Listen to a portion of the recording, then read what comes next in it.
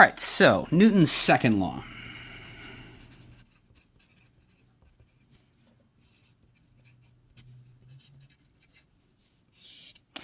First off, just a little demo we'll do on the screen here. I've got two masses. I've got a little 20-gram mass, and I've got a significantly larger 200-gram mass. And I realize you can't tell from above, but this one's definitely significantly larger. So the bigger one is on the bottom. Hopefully those numbers are showing up on the camera. So 20 grams and 200 grams. Okay, we already figured out that the direction of the net force we apply to something has got to be equal to the direction of its acceleration. The question is, numerically, like how are they connected to each other? And so if we think about what's going on with these, if I just push on them, two very different things are going to happen. So if I push to the right, in both cases, there will be some friction to the left once I start pushing it, because friction will try to stop them from moving. But if I push them to the right, if I push hard enough, they're going to start to move, right? And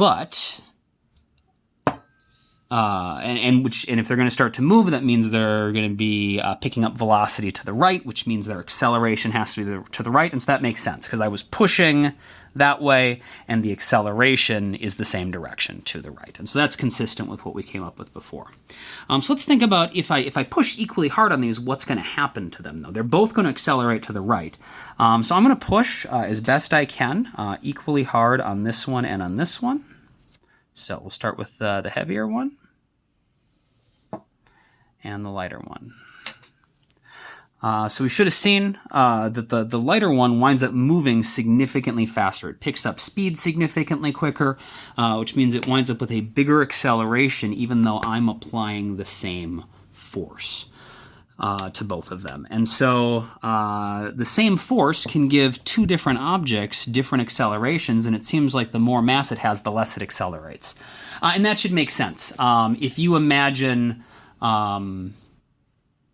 if you were going to, kick two objects, you got a soccer ball that you're going to kick, and you kick that one first, and then you try to do the same thing with a bowling ball. It's just not going to work as well. The bowling ball is not going to move nearly as fast. It's also going to be a problem for your foot. That's related to the third law, which we'll talk about tomorrow.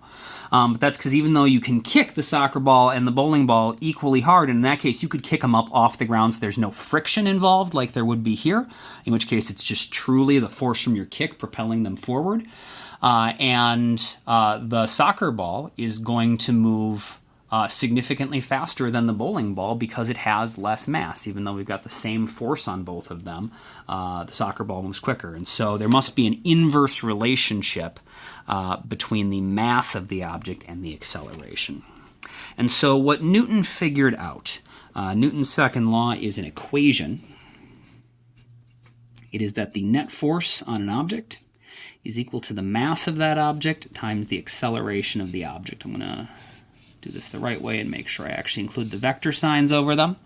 Those vector signs are really important because the direction of the net force and the direction of the acceleration are the same.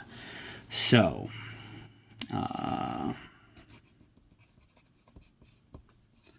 direction of F net is equal to the direction of the acceleration. The unit for net force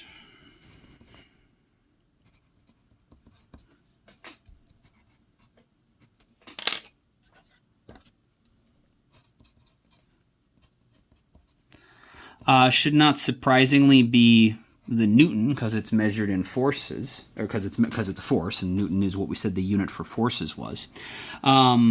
I told you last time when we said what a Newton was, though, that it was equivalent to a combination of other units, and we can see why that is here. The unit for mass is kilograms, and the unit for acceleration is meters per second squared. And so if we multiply a mass times an acceleration, we've got kilograms times meters per second squared, and that has to be giving us a force So we know that a Newton has to be the same thing as a kilogram times a meter per second squared. And so you can freely switch between these two. If you're doing problem solving, you get this. You can know that's a Newton. If it would be convenient to you to, maybe you want to cancel kilograms out of newtons or something, if you see newtons, you can always replace it with kilogram meters per second squared. And this equation does exactly the things that we expect it to based on the little demo we did. So based on our question of the day, we know that the net force and the acceleration have to have the same direction, which they do. We also see that there is a direct relationship between the net force and the acceleration if the mass is constant. How do I want to say this?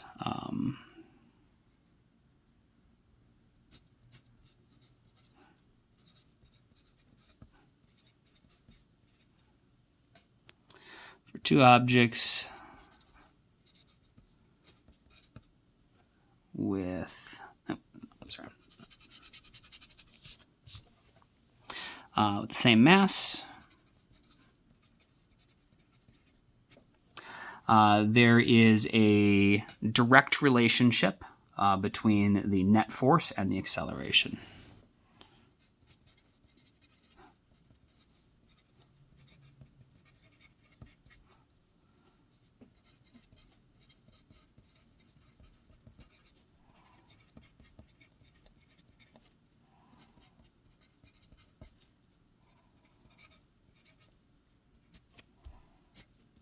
So remember, a direct relationship means that as one gets bigger, the other gets bigger. And so we've got two objects with the same mass, and we apply a bigger force to one. That one will have a bigger acceleration. You don't even need to have two separate objects. If we have the same object just at 2 points in time, and we apply different forces to the same object at different points in time, it'll have different accelerations depending on when we applied more force. And so actually maybe we could say this a better way. Instead of for two objects with the same mass, let's just say for constant mass. So if you got two objects with the same mass, it's the same. Or if you got one object, you're just looking at it at two different points in time, but its mass is the same in both cases. The relationship is still true. The bigger the net force, the bigger the acceleration. The smaller the net force, the smaller the acceleration. The other relationship we can infer from the equation that matches our observations is if we say we wanted to have two objects accelerate at the same rate. So if acceleration is constant,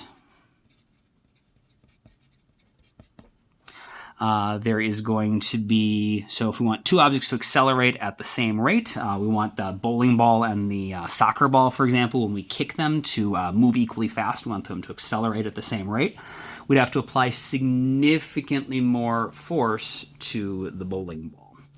And so there is a direct relationship between the net force and the mass in order to get the same acceleration.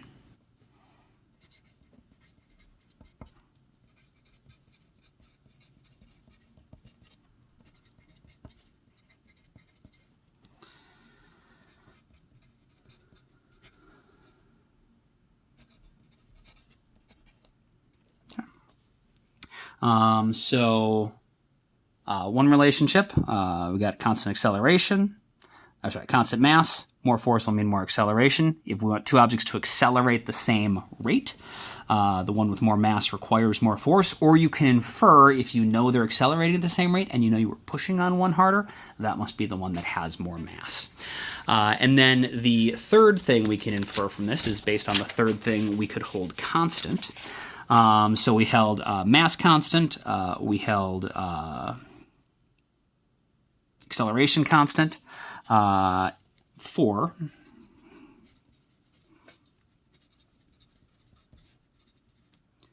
a constant net force. So if we apply the same net force to different objects, for we apply the same force, then the more mass we have, the less acceleration we're going to get. The less acceleration we have, the more mass, the more acceleration we're going to have.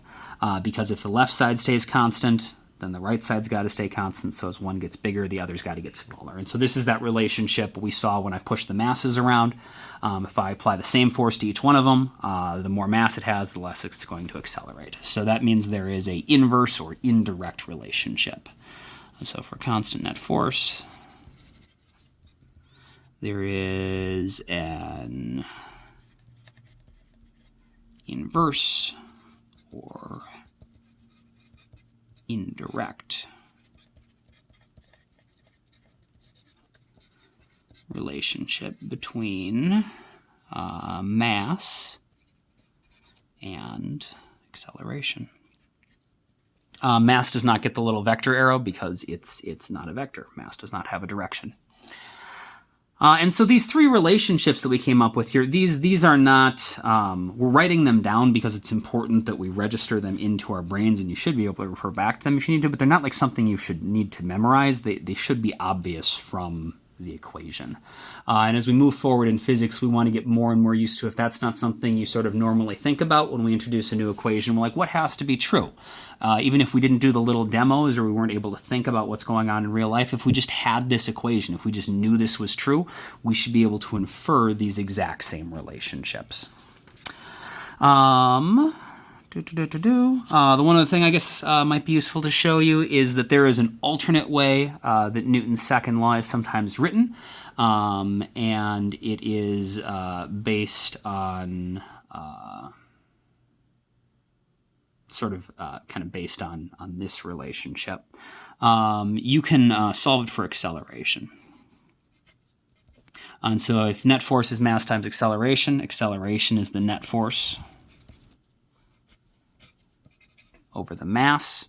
And so this is just an alternate way to say it, and this makes the relationship described here a little more obvious. So if we have the same net force, the only thing that's changing is our acceleration and our mass. Well, if the left side gets bigger acceleration, that must mean the denominator is getting smaller, so the right side can get bigger as well. So a bigger acceleration means a smaller mass. A bigger mass would mean we're dividing by a bigger number, so the answer gets smaller, so a bigger mass would be a smaller acceleration. This might actually be the version of the equation that is on the AP equation sheet. It doesn't really matter. They're both true, and both forms are fine. This one tends to be a little cleaner to start with in a lot of cases because it doesn't have any fraction bars or anything, but they both work. So just make a little note. This is the version of the equation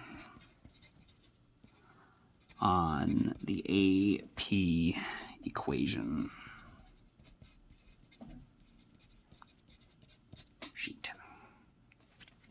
Cool. You could also, there's a third version of the equation solved for mass. That one's a little weird and sort of unintuitive, like to actually sort of like use and have it make sense, but mass is obviously net force over acceleration as well. That's true, just no one ever writes it that way.